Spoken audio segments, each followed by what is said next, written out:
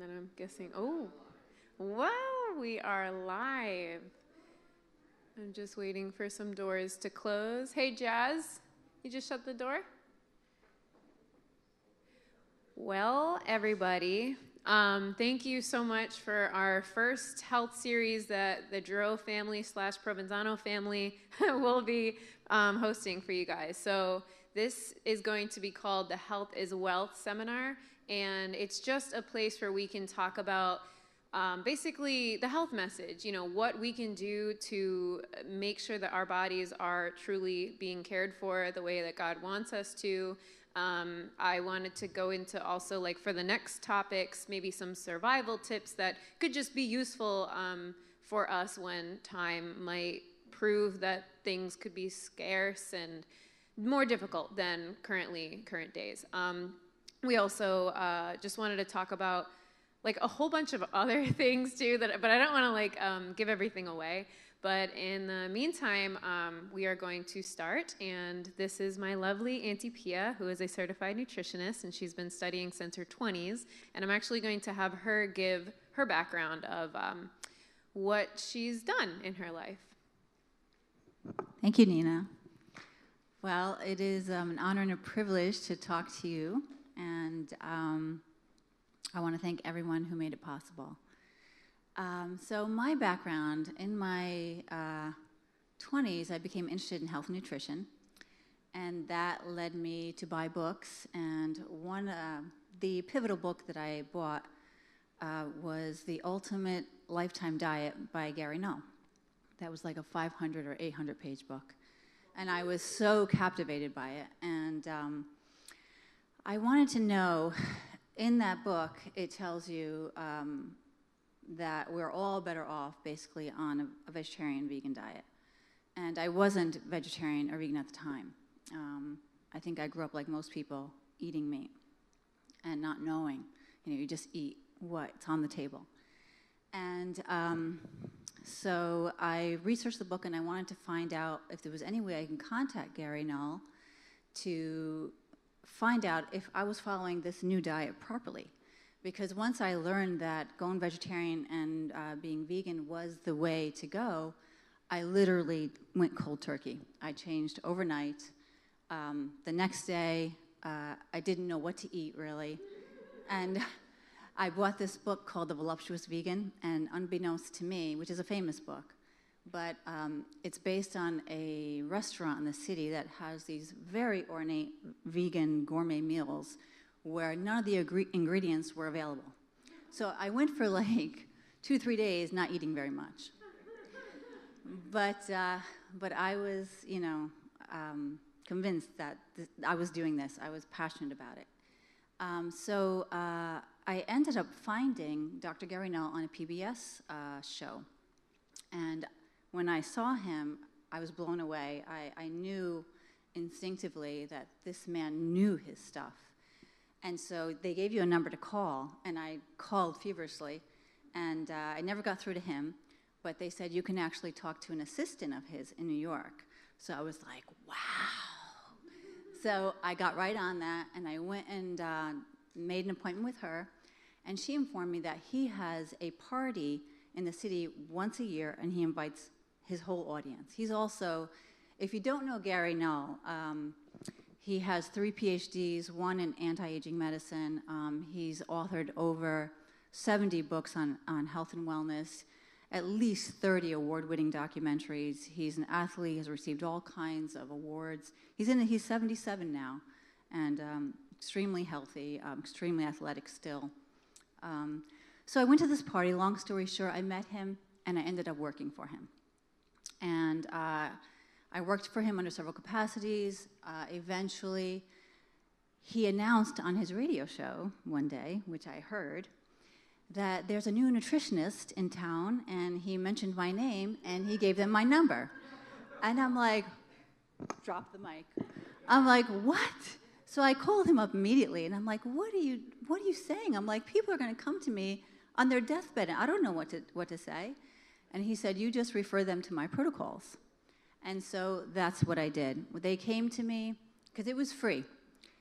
He had people come for free. And of course, most people who came, a lot of them, had issues, but they came for free, and that's how I learned. I learned all of his protocols by counseling people. And that is a very interesting thing to dive headfirst into counseling people on nutrition, because there's a lot of psychology that comes into play. I used to have people come to me and say, "Oh, my diet is perfect. My diet is really good." I'm like, "Okay, so what do you eat for breakfast?" "Oh, I had a poached egg, I had toast, I had coffee, and yogurt." And I'm like, "Well, that poached egg has about 190 milligrams of cholesterol. The wheat toast has been hybridized over 100 times. It's filled with rancid oils and it's genetically modified. Your coffee has about 125 pesticides in it. And your yogurt probably can be considered candy because it's so full of sugar." And she's like, and then I'll have people come to me and say, "Oh, my diet's great, I'm vegetarian," and tell me that they'll have fish twice a week. And I'm like, "You think fish are plants?" And, so you realize that you have to, when you're sitting before someone, you get to learn the picture of the psychology of someone, where they're at psychologically, what they think, and you have to try to work the best you can with that. So through the course of my years with him, we did several projects. Recently, I participated in a 60-day anti-aging study. I co-managed his health food store and counseled people on nutrition there in the vitamin section. I worked in a weight loss clinic in Florida, and more recently, I have a degree from Cornell from T. Colin Campbell on a whole food plant-based certification. And so I've been counseling people. People just know that I have this knowledge, so people will call me and say, "My friend has this, my mother has this," and I'll get these phone calls and try to help people. All right, so on with the PowerPoint here, because I do have limited time. So I just, one more thing. Working with Gary Null, it exposed me to brilliant minds. I was really fortunate to be exposed to brilliant minds like him, people who are pioneers in health and wellness, and most of the information that I've learned comes from them. So the information I'm going to tell you is based on my research and study with Gary Null, with T. Colin Campbell, I don't know if you know him, famous author of the China study, et cetera, et cetera, et cetera. ADL Tel Oren, who is another genius. He's a skin doctor, among many other things. So what I'm telling you pretty much comes from them. Okay, so we're going to start with enzymes. The enzymes we have, there's proteolytic, there's amylase, lipase, and digestive. Well, they're digestive enzymes. Proteolytic digests protein. I don't think I need this. It's making it blurry. Proteolytic digests protein. Enzymes, amylase digests carbohydrates. Lipase, fat. Okay, so do you think enzymes are just for digestion? Enzymes are involved in every bodily function: digestion, tissue building and repair, hormone production and regulation, nerve impulses, and brain function, to name a few. A faulty belief from the past is that we have unlimited supply and production of enzymes. Many experts now believe we are born with a definite bank account balance. If all we do is spend enzymes, we will soon bankrupt that account. We have fewer and fewer enzymes as we age. No enzymes equals no life. Crisis of modern times. Enzymes, for all other functions, for all of the functions of the body, are generally referred to as metabolic enzymes, other than digestive enzymes. The commercial food industry has taken over production, distribution, and marketing of the foods we eat. Enzymes are the cause of spoilage of breaking down foods. Thus, the food industry has found that killing enzymes creates a longer-lasting product, less waste, and more profits. In modern society, we now have several generations that have been raised on food which is totally void of enzymes. This has never been the case in all of recorded history. Effects on the body. If foods are void of enzymes due to food processing, the body must convert metabolic enzymes into digestive enzymes in order to digest food for its nutritional value. Our enzyme bank account is being drawn on more and more than ever before in history. Our organs are overburdened. With the passage of years, our bodies must make do as best they can with what they have. Our bodies, like prudent business owners, will take from one account and transfer funds or enzymes to the functions most necessary for survival. Add to this the equation of toxins and other inhibiting effects on the limited supply.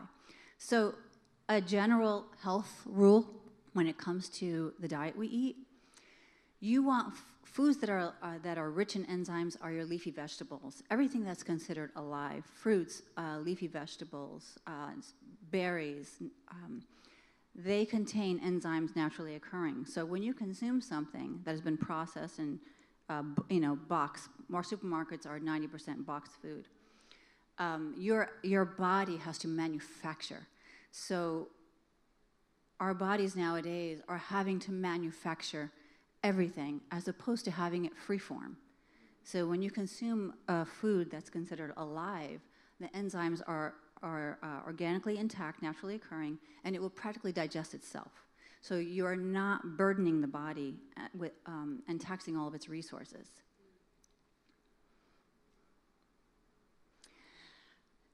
Dr. Bernard Jensen is another pioneer. So these people are literally the Hippocrates of our day. An 85-year-old man, he is a doctor, is in the hospital with terminal cancer. His weight is down to 76 pounds. You see a picture of him. With no bowel movements in 15 days, he's on morphine, and his family and his friends have been called in to say their last goodbyes. But his loving wife is not ready to let go, so she calls an old friend, Dr. Michael O'Brien, to come and attempt to convince him to try and recover. This 85-year-old man is the late, great natural healer, Dr. Bernard Jensen. O'Brien challenges him to prove that natural healing can work for someone even in his condition. When Dr. Michael O'Brien went to him, Dr. Jensen said, "I want to die." And he said to him, first, I'm going to try and convince you that, I don't want you to die because all of the late greats have passed on. You're the only one left. And we could show the world that at 85 years old, we can turn you around. And that would be something that, is historic. And you don't see that much today. And so he convinced him to want to live and to try a protocol. I don't know if I said, this 85-year-old man is the late, great natural healer, Bernard Jensen. Okay. Dr. Jensen accepts the challenge, and in 60 days, he is home cancer-free. 60 days. Home cancer-free and walking around in his ranch.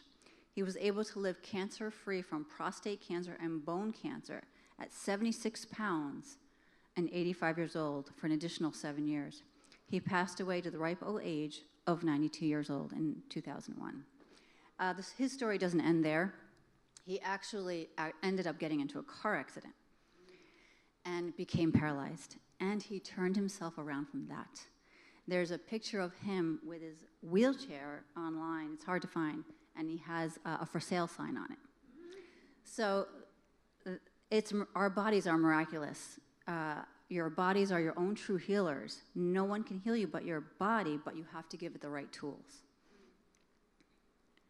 How to solve the enzyme problem? The best thing we can do is to incorporate enzymes into our diet, to eat more raw leafy fruits and vegetables. Nina put in some recipes here. Kale, tangerine salad, raw broccoli with lemon juice and hummus. I'm fasting, so this is like making me salivate. Raw cauliflower, cabbage, and carrot slaw, spinach apple smoothie, avocado bruschetta, rainbow lettuce taco, and orange salad. Yes. Oh, that's beautiful. Okay, so we're going to move on to proteins.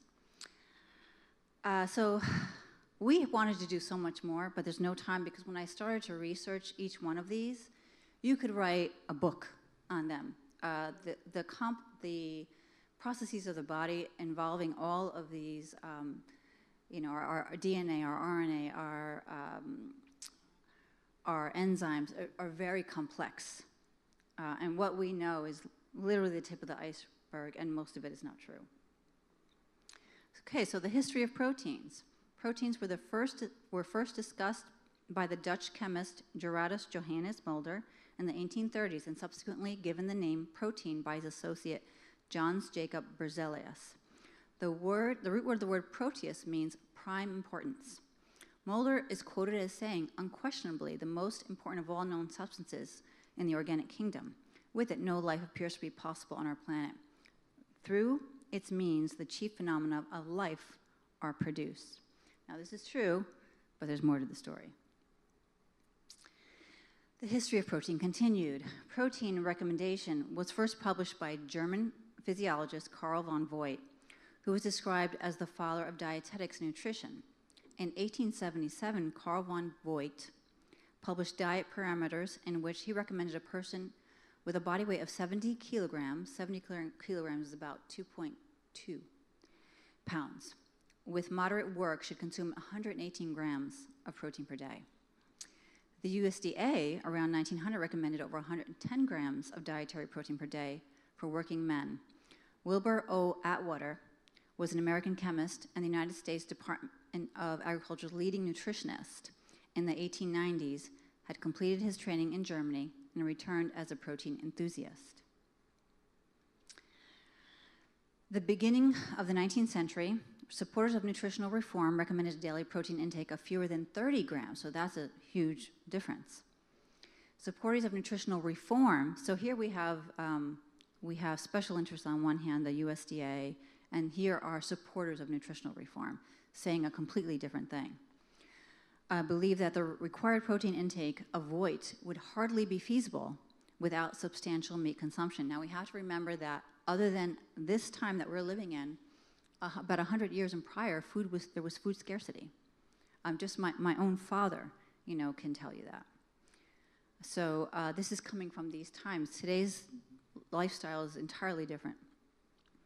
So one of the representatives of nutritional reform was the Danish nutritionist Michael Hindhedes. He conducted experiments demonstrating that long-term adherence to diets with a daily protein intake of fewer than 30 grams per day, which was possible without causing a negative protein balance. In Michael's research, he showed that earlier estimates of more than 100 grams per day were exaggerated and recommended more rye bread, potatoes, and vegetables, and less meat, which was cheaper and healthier than a meat-based diet. Interesting, my father is opposed to the fact that I'm vegetarian. He thinks I'm crazy. But when I have conversations with him, I say to him, how often did you guys eat meat when you were growing up? He said, like once a year. I'm like, once a year? I'm like, Dad, you were vegan. And he's like, that's because I had to. We couldn't afford it. Only the rich people ate the meat. And then he'll subsequently tell you that when he was growing up, no one was sick. And they lived on potatoes, onions, fava beans, lentils, and real wheat, that has not been destroyed by big ag. And food, there was food scarcity. There were times where they didn't eat. And these people, were workhorses. They didn't live the leisurely life we lived. They worked hard every day. So in Michael's research, he showed, with his measures during World War I, not only could famine be completely avoided during the Allied blockade in 1918, but the death rate also sank to the lowest number ever. So during wartime, when people were forced to restrain from meat, there are several studies that show this. So these are studies that happened without any planning. When people became, due to war and there was food insecurity and their livestock was either killed or stolen, they got healthy. Less meat, which was a cheaper, I'm not good at that. These results were published when the death rate also sank to the lowest number ever. These results were published in the Journal of American Medical Association in 1920. Germany, on the other hand, had more food per capita, per capita, but a larger share was used for animal production, and famine was widespread as a result. However, these results of the diet low in protein were rejected by Max Rubner, Karl von Voigt's known German pupil, and other representatives of science nutrition therapy. So who's right?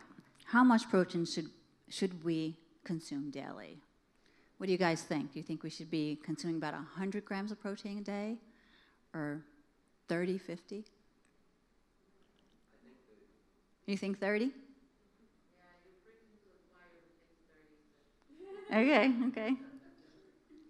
The protein dilemma.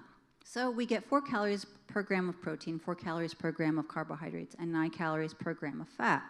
So what's the difference? First, this is one thing I really love about Dr. Adiel Tel-Oren. He's based most of his research by looking to nature. What would nature do? What does nature do? So scarcity has always been the rule. Our bodies are genetically survival machines, and so scarcity is always the rule. So due to human survival mechanism genes, our bodies are very good at recycling proteins. I bet no one knew that. We actually are very good at recycling our protein. We actually have an amino acid pool in our gastrointestinal tract. Globular proteins are highly bound proteins that we cannot even digest. So globular proteins are proteins that, believe it or not, globular proteins are complete proteins. And so they call them globular because they're so wrapped up and so tight with hundreds and thousands of proteins that the body has the burden now of unraveling that peptide by peptide, from proteins to amino acids to peptides, on and on and on. It's a process that, you know, you could study for years. So that's what's called a globular protein. So we don't do well with globular proteins, and those mostly come from meat, dairy, and some plants have globular proteins as well, some grains. But we do need our grains because they give us something called branched chain amino acids, which is great for our musculature. So globular proteins are highly bound proteins that we can't even digest. So when we cannot digest a protein, meat, dairy, grains, nuts, seeds, even nuts and seeds have these, versus free-form amino acids. So as far as nuts and seeds go, they should always be raw, which people in the health field will tell you you'll never find raw nuts and seeds. They say it, but it's not the truth, because the oils go rancid when they're toasted or when they're cooked. So when we have these huge globular proteins in our body, that your body now has to work so hard. So remember, if the rule with our bodies was scarcity, then proteinaceous foods would have been hard to come by. So because they were hard to come by, our bodies haven't changed. Our body, once you consume protein, it will feel the need to conserve it, to use it. That leads to protein excess, and it also leads to all of your precious resources, from digestive enzymes to your DNA, your RNA, which is made of proteins as well. It has to pull from all of these sources to try and assimilate and break apart, and so that these proteins are digestible to us. Another downfall of excess protein is it's a byproduct of the body trying to digest these proteins is acid. It's a metabolic byproduct of protein metabolism. It are all different kinds of acids. Now these acids have to be buffered by minerals. Where's our minerals? From our bones. Not only our bones, but our organs. So our reservoir of minerals is our bones. So you're pulling from there too. That's why often you'll find, I've seen this many times, you'll have a room where you have vegetarians eating and you have meat eaters eating. And at the end of the meal, the meat eaters are like, and all the people who ate, who had a plant-based meal are fine. So it's pulling from all these. You're taxing your body, pulling from these precious resources that are needed to do all these trillions of bodily functions. And when you're doing that, you're also depriving your brain of oxygen. That's why people are falling asleep, because all your men have to go now and try to break this apart so it can be utilized. Another thing is that the acidity will poke holes in your intestines. So it's actually literally a downward domino effect. It will poke the constant acidity will poke holes in your intestines, and now you have the opportunity of partially digested proteins leaking into your gut. And that's when you're going to get allergies, and leaky gut, also leaky brain. So your body is constantly, it sees it as a foreign object, because it is. It's not something recognizable to the body. It's not in its appropriate, free form. Okay, look to our physiology. Protein is different than the other nutrients in that it contains an atom nitrogen. The body has to do something with nitrogen to convert protein to energy. When we process nitrogen in the body, it creates acid formation, lactic acid, acetic acid, beta hydroxybutyric acid, phosphoric acid, sulfuric acid, etc. Mother Nature knows what she was doing. So we're looking to nature, and we see in the plant kingdom how Mother Nature innately created the plant kingdom to synergistically work with our bodies. And that's low protein. Look to our chemistry. Too much acid deals to mineral loss, bone loss, increase of cancer. An acidic environment predisposes you to cancer. And dialysis, because your poor kidneys now have to constantly secrete all the acidity and everything under the sun. Excess proteins produce ammonia, nitrosamines, heterocyclic amines. These are carcinogens. Nitrogen also creates free radicals, unlike those from carbs and fats, that will make the fat in your body rancid. So when you consume fat, if you have this acidic environment, it's going to take that good fat and turn it rancid. Because of the propaganda of a high protein craze, even vegans have unknowingly subjected themselves to this belief. So even a pure 100% vegan who is purely plant-based, because we've been traumatized by people saying, oh, you must eat tofu. Well, where do you get your protein? And so we feel like, oh my God, we have to worry about this. We better, make sure we get our protein.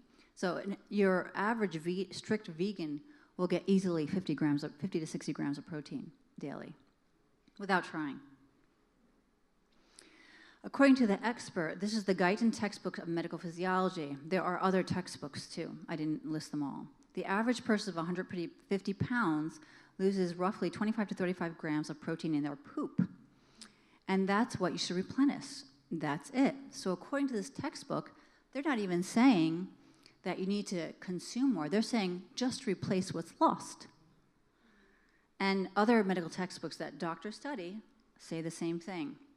In the 1940s, the estimated average requirement was 0.5 to 0.6 grams of protein per kilogram of body weight per day. At that same time, the RDA echoed ear's recommendations and added an extra 2 points, 0.8, to account for 98% of the population. Now, the Egg Project was a project by Dr. Gary Null, where he was the one to actually discover that every food on the planet contains the 8 essential amino acids. And he talked to me about that, and he said when he did that study, he went to his professors, and he tested it, and he said, how is this possible? Because he was a vegetarian. He became vegetarian around the age 2. He's raised on a farm, and he thought, these animals are my friends. And he said he let them all go, and he got his ass kicked. Okay, so he was always under the belief that we have to have milk and eggs because we need the protein. But when he tested thousands of foods. Every food contained the 8 essential amino acids. His professor made him test it over and over and over again, and it always came to the same result. So he thought, this is so great because now I don't have to eat dairy or eggs. But it didn't matter. According to T. Colin Campbell, author of the China study, protein intake should account for 8 to 10% of your total caloric intake. Well, it just so happens that when you consume a whole food plant-based diet, that's what you get naturally. So we keep trying to reinvent the wheel. And as Dr. Adiel Till-Oren says, the more we find out, the less we need to know, because nature has taken care of everything. Okay, vitamin D.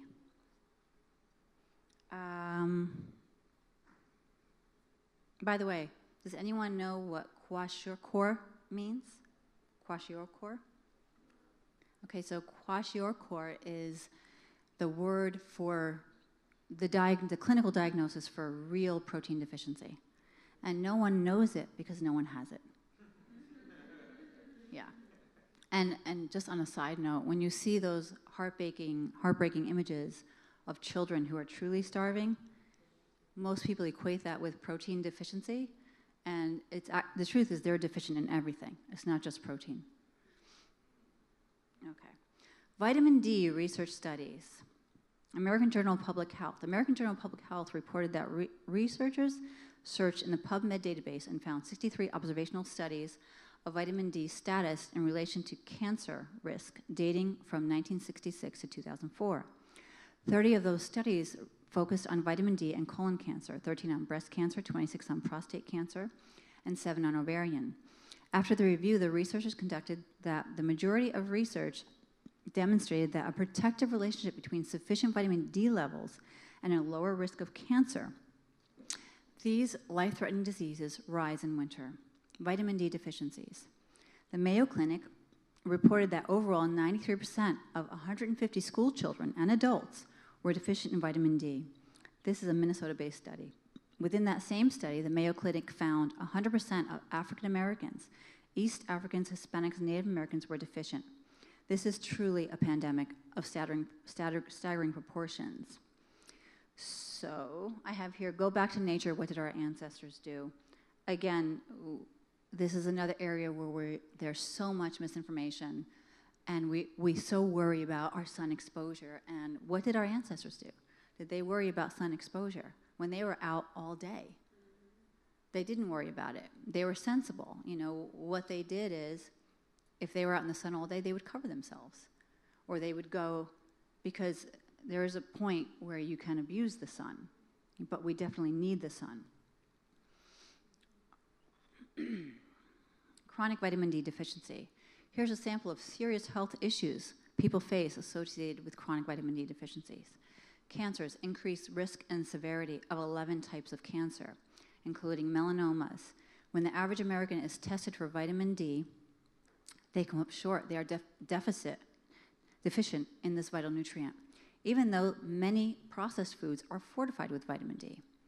Inflammation of the body, such as lupus, rheumatoid arthritis, and inflammatory bowel disease, like Crohn's disease and ulcerative colitis. Heart disease, increased risk of both heart attacks and strokes. I've read books where they said vitamin D will stop a heart attack. If you're taking vitamin D, you won't have a heart attack. Pain issues, everything from joint pains, but are you absorbing it? You have to know. Everything from joint pains, backaches, and headaches. Weak, brittle bones, especially dangerous for women, the elderly, and infants. Weak, brittle bones is kind of the case for all of us, especially for women, because within the last century, we've gone from working outside to sitting all day. Depression and mood disorders, autoimmune disorders.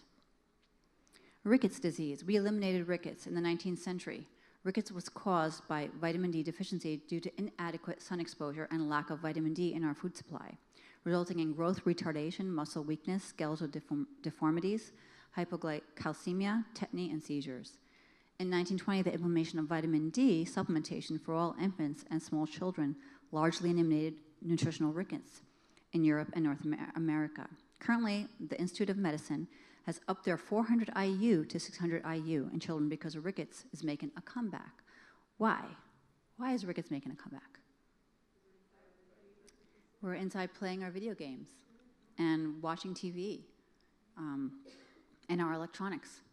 They've taken over. Nonetheless, adding 400 IU to processed foods may have eliminated rickets, but it's not enough to stop chronic disease. Sun and sunscreens, friend or foe.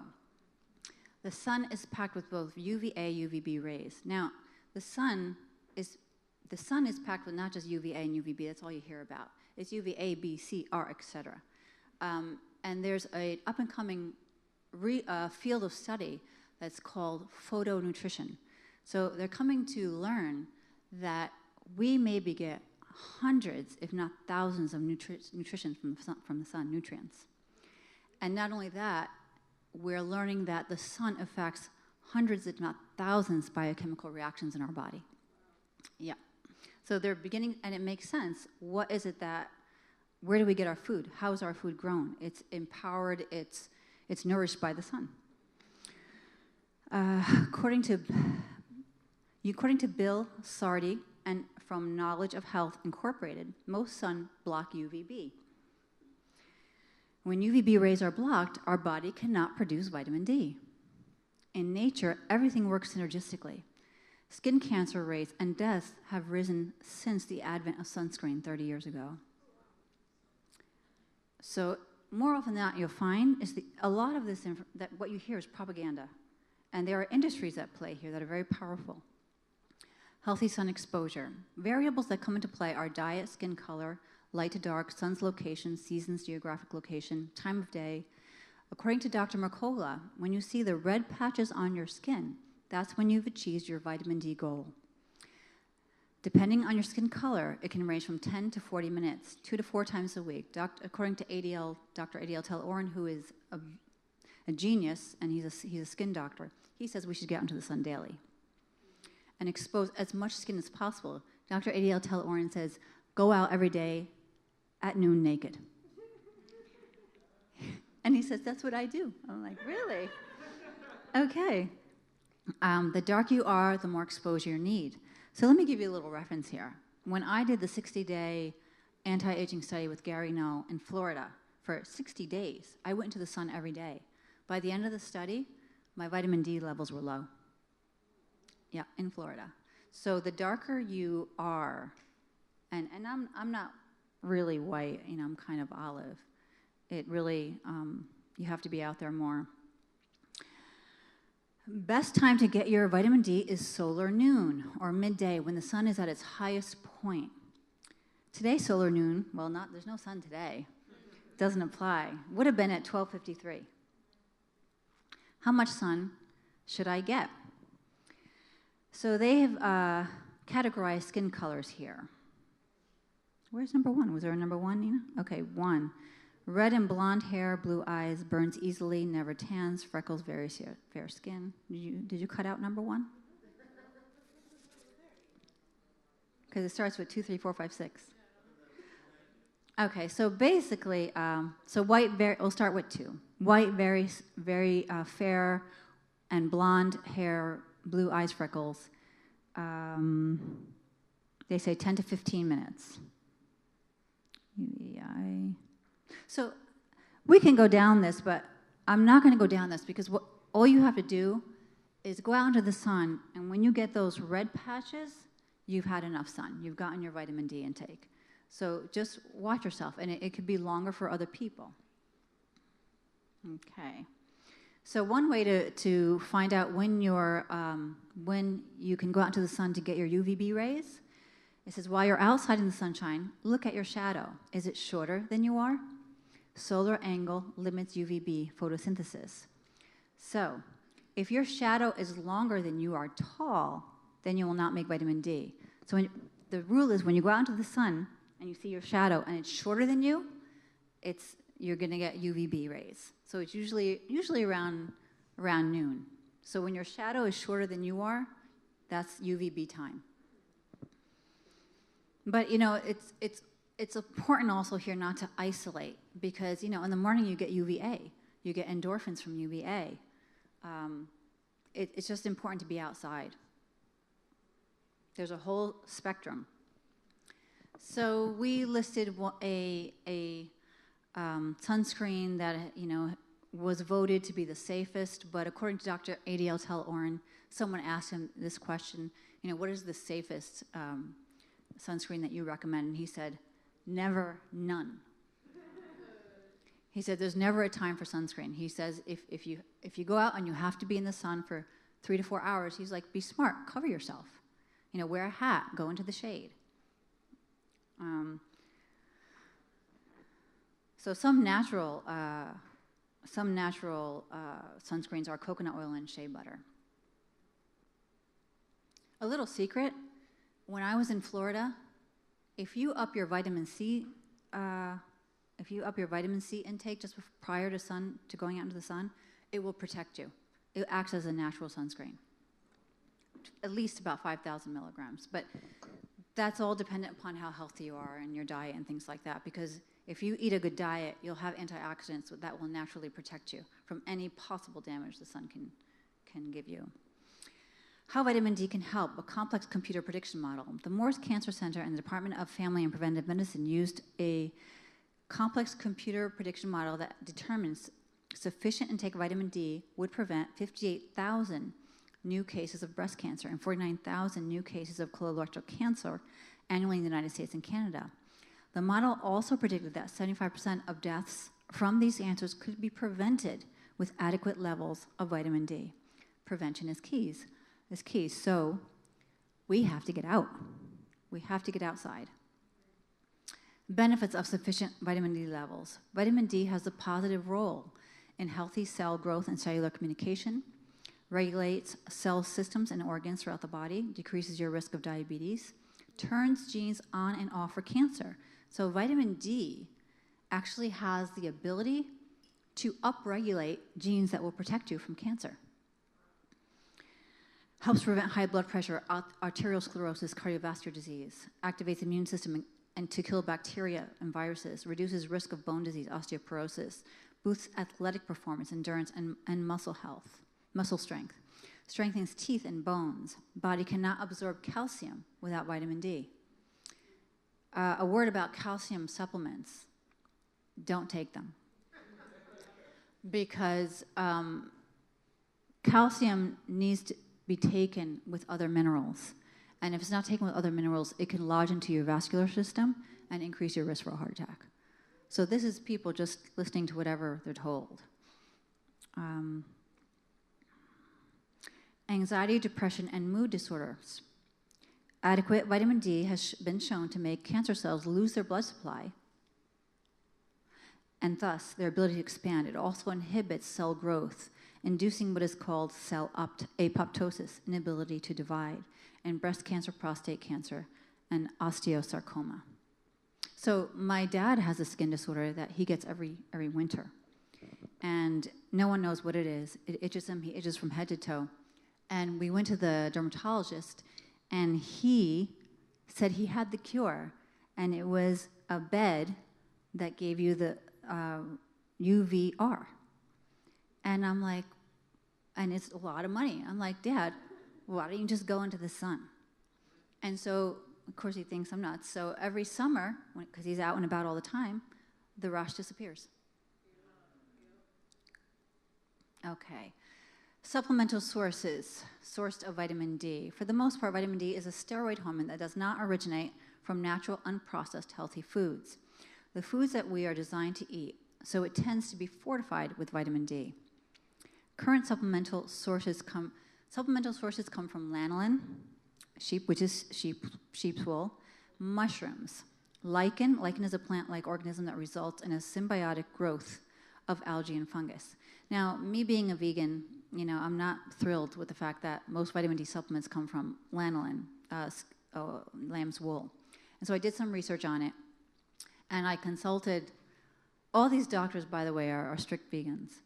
I went and checked what each one of them thinks, and they actually all seem to, the research seems to suggest that for some reason the vitamin D3 that comes from lanolin is the most bioavailable. But there was a case study that I read where a black man, he was really low and he was told to take supplements, and what he did was he grew his own mushrooms. He grew his own mushrooms and he grew them in the sun. Most mushrooms are grown in the shade. And he consumed 2 cups daily, and in 2 months his vitamin D was normal. So unfortunately, it's rare, but you'll find some people that sell mushrooms nowadays where they actually highlight that it's a source of vitamin D and that their mushrooms were grown in the sun. This is because vitamin D was expected to come from the sun. Bioavailability. A vegan versus animals-based jury is not out on that yet. So in other words, I'm not done with this yet. I'm not satisfied.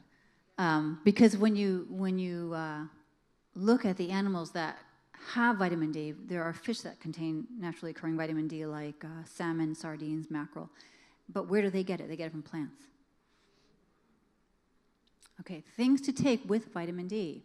Companion vitamins, minerals, and nutrients that help D do its job. Zinc, boron, magnesium, vitamin C, and A. There is a whole food plant-based diet. This is where a whole food plant-based diet comes to play, or a good supplement. I personally believe we all need to supplement because, when Dr. Adiel Tel-Oren talks about, what would nature do? Would you find supplements in nature? No, you wouldn't, but now you wouldn't find, back then they weren't exposed to 85,000 chemicals that we're exposed to. So we have to make some adjustments. Recommended amounts. According to the Vitamin D Council, based on the body's indicated daily vitamin D dosage, Vitamin D Council recommends the following amounts of supplemental vitamin D per day in the absence of proper sun exposure. Due to the variable response discussed above, these are only estimated amounts. Now, I'm going to say, before if you're taking vitamin D, we're all guessing. We don't know where we're at. So what you want to do is expose yourself to sun, intentionally expose yourself to sun for about a month or two, and then go get tested and see if the exposure worked for you. If it didn't, if you're low, then you can take. And you can play with both. You can do the exposure, start with 2,000 for a month or two, and test again. So healthy children under the age of 1 year, 1,000 IU. Healthy children over the age, is that written twice? 1,000 IU for every 25 pounds of body weight. Healthy adults and adolescents, at least 5,000. Pregnant lactating, 6,000. Additionally, children and adults with chronic health conditions such as autism, MS, cancer, heart disease, or obesity may need as much as double those amounts. By the way, it is now a scientific fact that nearsightedness is a result of UVB deficiency. By the way, our government recommends 400 IU a day for the general population. So it is estimated that we get approximately in a day, a good day in the sun, 1,500 IUs of vitamin D. So who do we believe? The sun or the government? Guide to test your levels. Get tested. See what your base level D is. Don't assume you're too high or low. The test to take is called 25-hydroxy vitamin D, also referred to as 25-OHD or vitamin D 25-OH total. That's it. You can take this test without a prescription from Life Extension, and there's the website, and it's only $35. The range you're looking for is 50 to 80 nanograms per milliliters. Be sure to use LabCorp, not Quest Diagnostics, because Quest Diagnostics measures in a different way. If you get tested via a physician, ask what lab they use.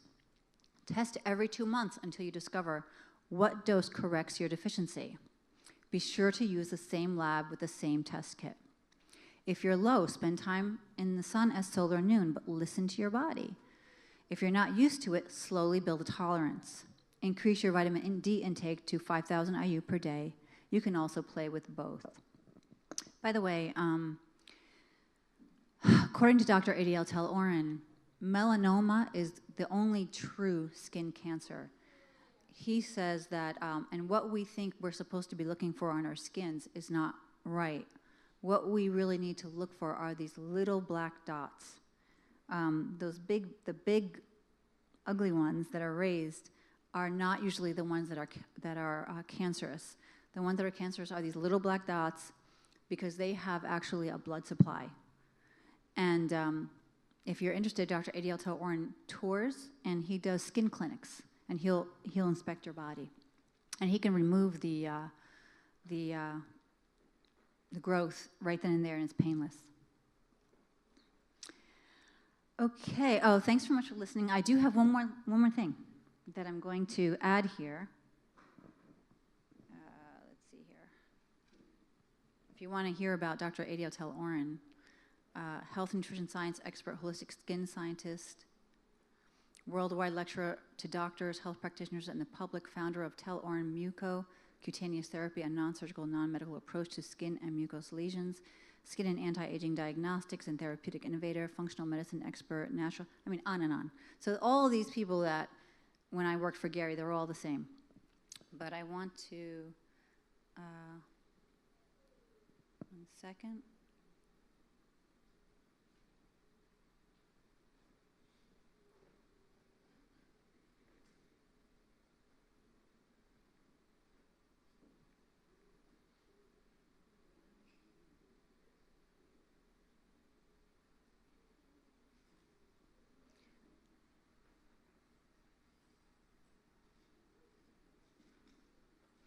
Sorry, I know that, sorry. This is important, and it won't take long. Okay.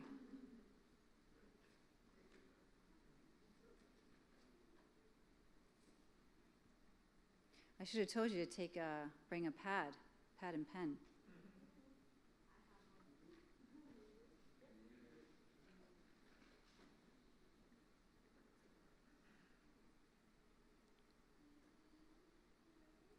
Let's see if I can get it. Oh no.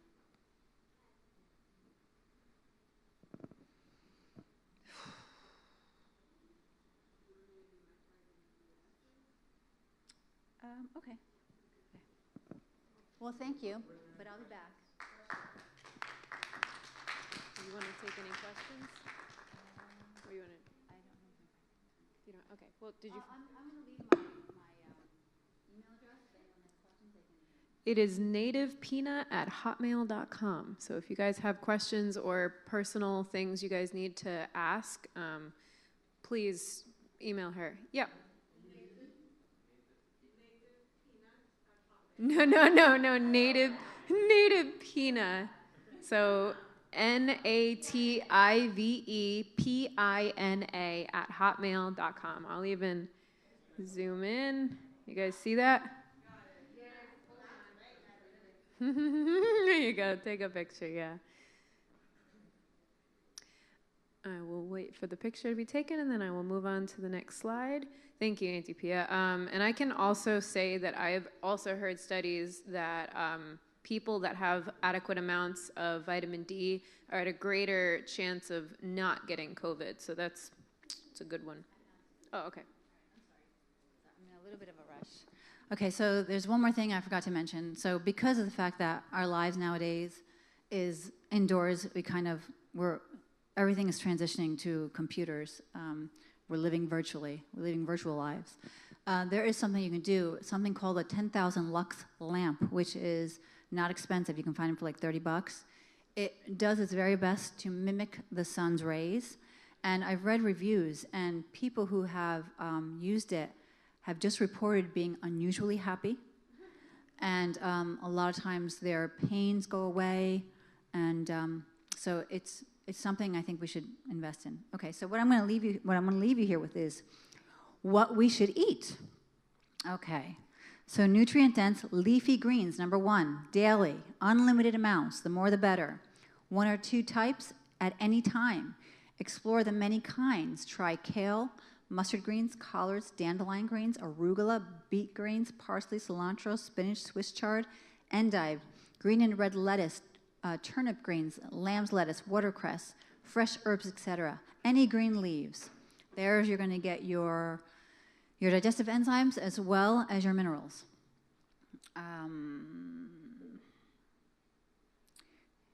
He also gives what? Mostly uncooked. Yeah. He also gives, here are 7 ways to prepare greens. One easy way is to use them is to blend greens in a sweet or savory smoothie. Please chew your smoothie. You can sprinkle some seeds on top to encourage chewing. Make a raw soup. You can also juice. Make a nice salad. Dehydrate them. Another way is to steam those veggies in a bit of water on low temperature. Add onions or garlic for more flavors. A bit of lemon juice, raw unheated nut sauce. Make the dish tastier. Cooked greens can also be transformed into a warm cooked soup by blending everything. Nice big fruit salad daily. It can be eaten in the morning and uplifts your energy level for many hours. If you do not like fruit for breakfast, or if you have liver challenges exist, you can spread them throughout the day. Emphasize a variety of colors and types. He says reduce seedless fruits. I don't know why. I disagree with that, but I think he knows more. I'm sure he knows more. You can add a small amount of fat in the form of nuts or seeds on top, or add some coconut flakes or coconut cream. Rainbow salad from roots and veggies. Daily, a rainbow salad includes greens, baby greens, arugula, dark lettuce, cucumber, tomatoes, bell peppers, carrots, radish, sprouts, jicama, kohlrabi, beets, avocado, plus maybe a bit of seeds, herbs, and a small piece of fruit with many dressings. You want lots of colors. Cruciferous vegetables, daily. They contain essential antioxidants and are high in fiber, minerals, and vitamins. They are crucial in today's environment and help in preventing many illnesses like cancer. They are best eaten raw, chopped, or blended in a soup, or lightly steamed. They include broccoli, red or green cabbage, Napa cabbage, bok choy, cauliflower, Brussels sprouts, and others. As many domesticated vegetables and greens no longer contain the high levels of calcium they used to. If one is concerned about oxalates in high quantity, product like Cal-Apetite, he's recommending something. Okay. Edible flowers. I don't know anything about this. If they're available, they contain extra nutrients from plants, organs.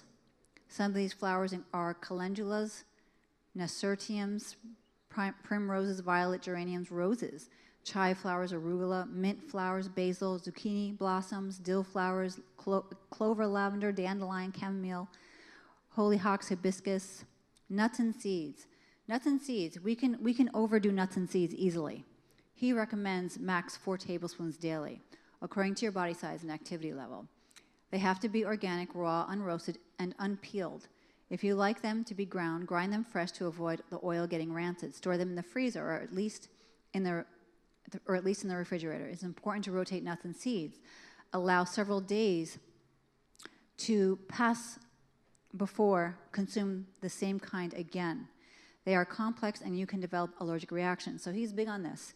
He says we should not be consuming the same thing daily. We have to rotate grains. We have to rotate our food because that actually will end up causing an allergy to it. Legumes. There's legumes about 3 to 4 times a week. Adding these will increase overall nutrient density, increase calories, but they provide special nutrients that aid in immune system activity, detoxification. Grains about 3 times a week that are gluten-free. Quinoa, buckwheat, millet, spelt, amaranth, oat groats, good organic brown rice or wild rice. They can be sprouted too easily, which Nina's going to tell you about. Other vegetables, eggplants, artichokes, zucchini, edible mushroom, squash. Various microalgae. There are various seaweeds and sweetwater algae like kelp, sea palm, sea lettuce, dulse, spirulina, chlorella, blue-green algae. And fermented foods and water. Water, enough but not in excess. The amount of water varies according to the person, environment, and activity level. A lot of fluid is present in raw vegetables and fruits. Most of the water in urine derives from normal energy metabolism. Excess water can overwork your kidneys and deplete your electrolytes. Generally drink room temperature water, not carbonated, when you're thirsty. Okay, I'll stop there because I'm running late. All right, thank you, everybody. Thank you, Auntie Pia. There's a lot of really good information there, and we actually had to cut short what we wanted to share, so we'll have to do another session for that. But I'm going to talk a very quick section on sprouting and how you can maximize your nutrition for just 49 cents a day.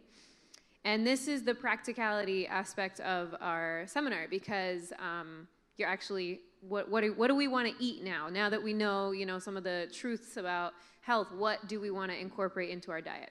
So, sprouts. What are sprouts? Sprouts are simply the baby beginning form of either a vegetable, a grain, or legume, such as mung beans, alfalfa, quinoa, broccoli, soybean, clover, and sunflower. My aunt has to leave, but thank you so much.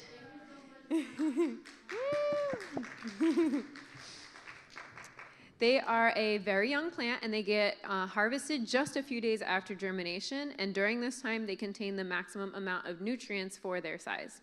Typically, they're only 2 to 5 centimeters long and consumed raw, or you can slightly cook them, but I recommend raw. It's just that if you read on the internet, people will be like, oh, but you have to worry about salmonella and E. coli. I mean, we'll get to that, but just do your due diligence to make sure that you're sprouting in a clean place, and you should be okay.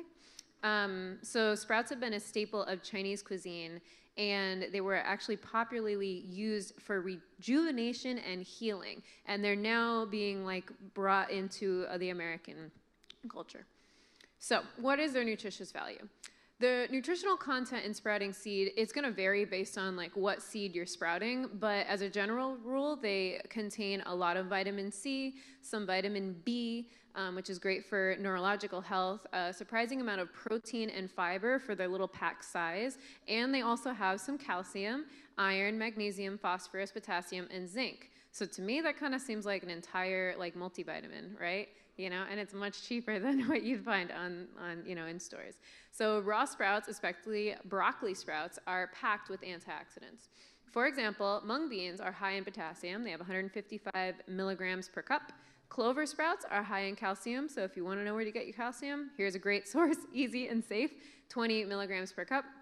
And broccoli offers an incredible amount of, I don't even know how you pronounce this, glucoraphanin, the precursor compound of sulforaphane, which activates and strengthens the body's natural cancer protection and decreases the chance of a malignancy, so malignant tumors. So they also help the body. Hopefully none of you guys have this problem of hangovers, but they will help eliminate alcohol's byproducts that cause the unpleasant hangover symptoms. It does this by upregulating the second phase of detoxification in the liver. So, fun facts about sprouts. They have more protein than in their adult form. The little baby sprouts actually contain more protein than if you were to wait for them to get fully developed. They contain higher levels of amino acids by as much as 30% more than their adult form. For example, soy made from sprouted soybeans contains 7 to 13% more protein, 12 to 24% less fat, and 56 to 81% less anti-nutrients than soy milk that's made from unsprouted soybeans. It also reduces the amount of gluten proteins, which are found in grains. So if you have a gluten sensitivity, going for bread, if you have to get bread, going for bread that's sprouted is going to be better for your gut and digestion than just regular grains. And then talking about digestive enzymes, they contain a lot. This is a great way to get some digestive enzymes into your diet just by sprinkling them onto whatever your meal you're eating. So sprouted grains increase the amount of insoluble fiber, which is a type of fiber that helps form stools and helps move everything smoothly through the gut.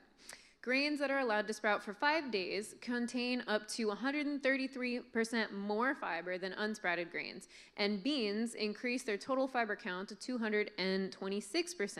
And extra fiber in your diet, by the way, is very good for weight loss. It keeps you feeling fuller for longer, so just by sprinkling them, as I said, onto your food, you're going to experience better digestion, and it will maximize your absorption of nutrients, but it will make you feel fuller longer than if you didn't have it. It also lowers blood sugar. So one study followed a group of people with type 2 diabetes. Half of them ate 60 grams of lentil sprouts per day along with their normal diet, while the other control group consumed their normal diet. By the end of the 8-week study, just 2 months, the group that added sprouts to their diet experienced a 10% reduction of hemoglobin A1C, which A1C tests what your blood sugar levels have been for the past 3 months. So it reduced it, so that's very good. On the other hand, the control group increased by 12% just by doing their regular diet and not adding sprouts. So When inflation, if anyone has noticed the price of groceries nowadays and gas, when inflation's at its all-time high, grow your own food. Like, it's just genius. Like, one of the most cost-effective ways to get a maximum amount of nutrients and a wide variety of veggies into your diet is to grow your own sprouts at home. So buying microgreens at the store, I don't recommend doing this. It's marked up 10 to 15% than if you were to do it yourself. And not only that, talking about the E. coli and the salmonella, typically these things stay in bags and they get really moist, and moist is where bacteria is going to thrive, and they're sprayed on and whatever, and they can't breathe. So if you're going to get moldy sprouts, you're going to get them from the store more than often than from your home. So you can make them with minimal storage in an apartment or in a low-light home. It really doesn't matter if you don't have any space. You don't need to be a gardener or have a green thumb to do this. You can also buy your seeds in bulk, and they're going to last you for years in storage. A very good idea to stock up on for your survival necessities, because, guys, there's going to come a time where we cannot buy or sell. What are you going to do? So hopefully you have some sprouts or seeds. So there's a difference between what microgreens are and sprouts, and I was just going to touch upon it. And you can do both. Like, they're all good. They're very good. So microgreens are grown in high-quality soil and dirt, which gives the plant its dense nutrients. They need a minimum of 6 hours of light. They are harvested at a later time of the growing cycle as a vegetable or herb. They can be harvested about 2 to 3 weeks, and they require a tray, the soil, the seeds, and natural light. You could either use a porch or a window light or artificial light. Whereas sprouts, you could grow them in a mason jar, and I'm going to show you that. They're just rinsed twice a day to prevent mold. You don't need much light. Not much light is needed, because if you think about a seed, when you put it in the dirt, I mean, they're not getting any light, but it's still germinating, so you don't need much light. Only towards the end you can use that. So sprouts are germinated seeds. It's just a seed that awakens from its slumber to become a real